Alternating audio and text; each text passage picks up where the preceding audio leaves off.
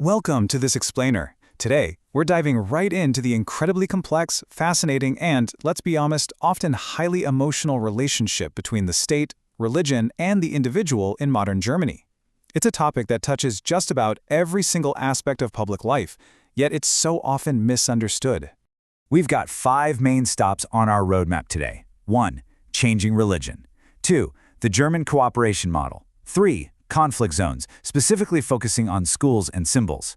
4. Limits of freedom. And 5. Identity and populism. Let's just jump right in. Section 1. Changing religion. To kick things off, we need to look at a pretty wild contradiction happening in society right now. Picture this. Traditional church membership is absolutely plummeting.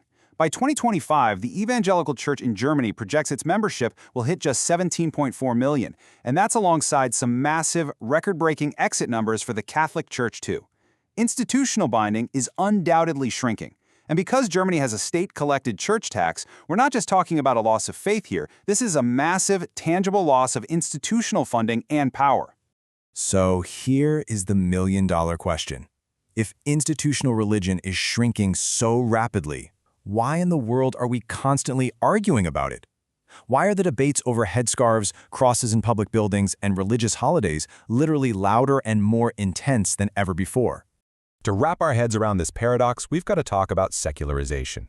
Now, this doesn't mean religion just vanishes into thin air. Rather, it means religion changes shape as society functionally differentiates. Science follows scientific methods, law follows the Constitution, and politics follows democratic processes. Religion loses its binding authority over those specific systems, but for millions of people, it still remains a profound source of meaning and community. And as our society becomes more pluralistic, those remaining religious identities actually become much more visible. That visibility is exactly what sparks these intense debates. Which brings us to Section 2, the German cooperation model. Let's establish the ground rules and see how the state actually handles this shifting landscape. Everything starts with Article 4 of the German Basic Law. But here's the fascinating part. Religious freedom isn't just about your right to believe. It equally protects atheists and non-believers through what's called negative religious freedom. That's the fundamental right to be completely free from state coercion or religious influence. Essentially, the state cannot force a belief system on you. The contrast with neighboring France is actually super stark. Unlike France's strict laïcité, where religion is kept entirely out of public institutions, Germany uses a cooperation model. The German state remains religiously neutral, meaning it doesn't judge theological truth, but it actively partners with religious bodies for public tasks. This is exactly why the state helps collect the church tax and why religious organizations run massive welfare networks, hospitals, and provide religious education in state schools. So it's not a giant wall of separation, it's a regulated partnership. Moving on to Section 3, Conflict Zones, Schools, and Symbols. This is where things get really interesting, because this is where those abstract constitutional rules collide with the messy reality of everyday life. Think about schools. They are essentially the ultimate conflict zone. Why? Because they are mandatory state institutions. Kids can't just opt out of going to school. It's a space where children from wildly diverse backgrounds meet state authority head-on. This sparks fierce, ongoing debates over things like confessional religious instruction versus general ethics classes. I mean, how does a school accommodate Muslim prayer times, Jewish holidays, and secular students without violating its duty to be neutral? It is a delicate, daily balancing act. And the rules actually shift dramatically depending on the role you play in society. As a private citizen, you have incredibly high freedom to wear whatever religious symbol you choose, be it a headscarf or a cross. But if you're a judge or a police officer, you represent the absolute authority of the state. Citizens can't avoid interacting with you, so those roles demand strict neutrality. There can be absolutely no appearance of bias. Right in the middle, we have teachers. For them, the neutrality standard is contextual. It often depends on whether wearing a symbol disrupts the school peace. It's highly nuanced and, as you can guess, heavily debated in the courts. All right, Section 4, Limits of Freedom. Let's look at the hardest test cases. When does religious freedom cross a line and actually require the state to step in? We constantly run into what legal scholars call colliding constitutional rights. On one hand, you've got this robust right to practice religious rituals, follow dietary laws, and educate your kids in your faith. But on the flip side, the state also has a duty to protect other constitutional goods. Think about animal protection laws clashing with ritual slaughter, or a child's right to bodily autonomy clashing with religious circumcision. These aren't just legal puzzles, they are highly emotional, incredibly complex disputes. So how on earth does a neutral state resolve this without taking sides? Well, the golden rule is that the state never ever judges if a religious belief is true or false. Instead, it looks strictly at legal consequences and potential harm. The focus is always on protecting vulnerable individuals, like children, employees in religious institutions, or animals.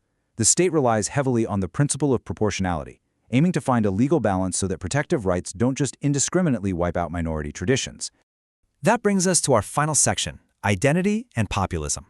Let's zoom out a bit and look at how modern media logic and populist movements actually weaponize the exact conflicts we've been talking about. You've probably heard populist slogans talking about defending the Christian West or demanding a light culture, a guiding national culture. What is fascinating from an analytical standpoint is that in these political slogans, religion is basically stripped of all its actual theology. It's really not about going to church or practicing faith anymore. It's about using Christian symbols purely to draw political boundaries against anyone deemed an outsider. In this setup, religion morphs into a pure identity marker. It becomes a tool in these broader culture wars, often used to force minorities to constantly prove their loyalty to the state. And because of that, a simple piece of fabric, like a headscarf, is transformed into this massive, heavy stand-in for incredibly complex societal anxieties about migration, security, and changing demographics. And of course, social media just pours gas on the fire. Media logic naturally favors a massive scandal over a quiet, everyday religious practice. Platforms amplify emotional, polarizing content because, well, it drives engagement. This leads to what sociologists call asymmetric visibility. Minority religions are frequently framed almost entirely as security risks or societal problems, while majority traditions are just treated as unquestioned, normal culture. Sometimes the very concept of state neutrality is selectively weaponized, used strictly to police minority religions while majority symbols get a free pass as mere tradition. So how do we actually resolve this tension in a diverse, secularizing society? It really comes down to 3 steps. First, we have to acknowledge reality. Society is simultaneously more secular and more religiously diverse. Second, the state has to protect minority rights while firmly upholding true, consistent neutrality. But the third step is arguably the most important for us as citizens, practicing democratic translation. If you want to bring a religiously motivated argument into the public square, you have to translate it into a shared, accessible language, like justice, equality, or human dignity. That way, non-believers can actually understand it and engage with it. I'll leave you with this final, provocative thought to chew on. In a world that is rapidly growing more diverse and more secular, can the state be truly neutral without forcing religion entirely into hiding? It is, without a doubt, the defining challenge for modern democracies. Thanks so much for joining me for this explainer. Keep questioning, keep learning, and I'll catch you in the next one.